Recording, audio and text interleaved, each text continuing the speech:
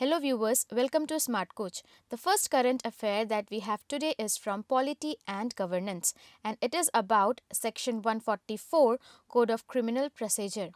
Now first we need to understand why is it in news. As many protesters against the Citizenship Amendment Act hit the streets in large numbers in several states, the state government has attempted to tamp down the demonstration by issuing the Section 144 of the CRPC 1973. Now, first we need to understand what is this Section 144.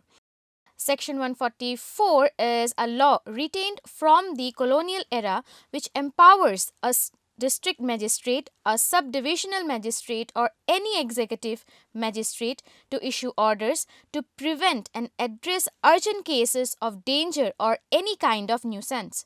The magistrate has to pass a written order which may be directed against an individual or to person residing in a particular area or to the public in general visiting a particular place. In emergency cases, the magistrate can even pass these orders without prior notice to the individual against whom the order is directed.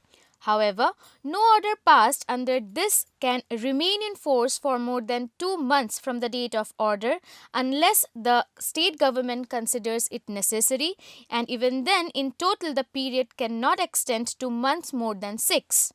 After that, we have the PANNA-MUKTA oil field, which is a part of your economy. So, after operating the PANNA-MUKTA oil and gas fields for 25 years, the Royal Dutch Shell and Reliance Industries have decided to return the Western Offshore Field back to the state-owned ONGC, as reported by the company. Now, what are the insights of this particular current affair? PANNA-MUKTA and Tapti oil and gas fields in the Arabian Sea of the Mumbai coast were awarded a consortium of US energy giant Enron and Reliance in the year 1994. RIL and Shell, through its subsidiary Big Exploration and Production India, holds about 30% each in the PANNA-MUKTA and Tapti joint venture, while the remaining 40% is owned by ONGC. Up next, we have a current affair from health. So, the Indian Pharmacopoeia has been recognized formally by the National Department of Regulation of Medicine and Health Products of Ministry of Public Health of Islamic Republic of Afghanistan. Now, why is this in news? Because this Indian Pharmacopoeia is officially recognized book of standards as per the Drug and Cosmetics Act 1940 and Rules 1945. Now, what is this book? So, this book is basically, it specifies the standard of drugs manufactured and marketed in India in terms of their identity, purity and their strength. The legal and scientific standards are provided by the Indian Pharmacopoeia Commission in the form of Indian Pharmacopoeia so as to maintain the quality of the medicine that is present or which is distributed in the market. Let us now move into a new forum, that is the international relation. So, Congress has claimed that the Citizenship Amendment Act not only violates the provision of Constitution, but it also falls afoul of the international convention to which India is a signatory member. Now, what is this convention? So, India was a signatory member to the International Convention on Torture that talks about providing shelter to people who face torture in any other country. So, India is bound by the principles of jus cogens, which ensures human right to those who are tortured or persecuted. Now, as I said about jus cogens, let us understand what this means. So, jus cogens, which in Latin means compelling law, is a peremptory norm, and it is a fundamental principle of the international law that is accepted by the international community of states as a norm from which no derogation is permitted. Jus cogens bans genocides, maritime piracy, slavery, even wars of aggression, torture and refoulement. Next, we have a news from the environment, which is about the Eco Network. So, why is this Eco Network in news? Eco Network was launched on 20th December 2019 in Delhi by Professor K. Vijay Raghavan, Principal Scientific Advisor to the Government of India. Now let us look into the insights of this news. So, Eco Network is a national program to provide a template for cross-disciplinary leadership in India with specific focus of increasing research, knowledge and even awareness of the Indian ecology and environment, and it was launched on 20th of December in New Delhi. This network will actually identify gaps in the knowledge regarding selected topics in human and environmental ecosystem through interactive sessions held between the citizens as well as the government. Eco Network intends to create an international distributed institute comprising individuals within industry, government, private and many academic sectors, combining their expertise and resources collectively to tackle the large-scale problems that we face. Next, we have a current affair on the Digital Communication Commission. So, first we need to understand why is this Digital Communication Commission in news. So, the DCC has approved the recommendation of the Telecom Regulatory Authority of India to auction over 8,000 megahertz of spectrum including airwaves to be used for offering 5G services with a reserve price of around 5.2 lakh crores. Now what are the insights of this current affair? Government of India has redesignated the Telecom Commission as DCC on 22nd of October 2018.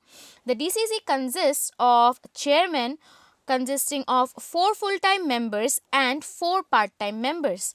The Secretary to the Government of India in the Department of Telecommunication is the ex-official chairman of DCC.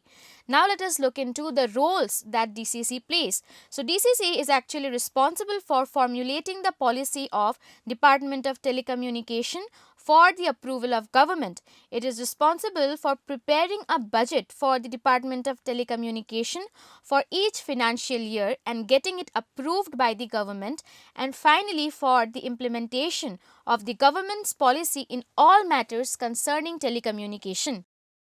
Let us now take a look back at the India's space journey in 2019, keeping in mind Chandrayaan 2, which is the 50th successful mission of PSLV. So, the year 2019 is a year of several new beginnings for India's space sector that is now on Mission 2.0. What are the highlights? So, the year also saw ISRO and Department of Space taking firm steps towards setting up of second rocket launch pad in Tamil Nadu.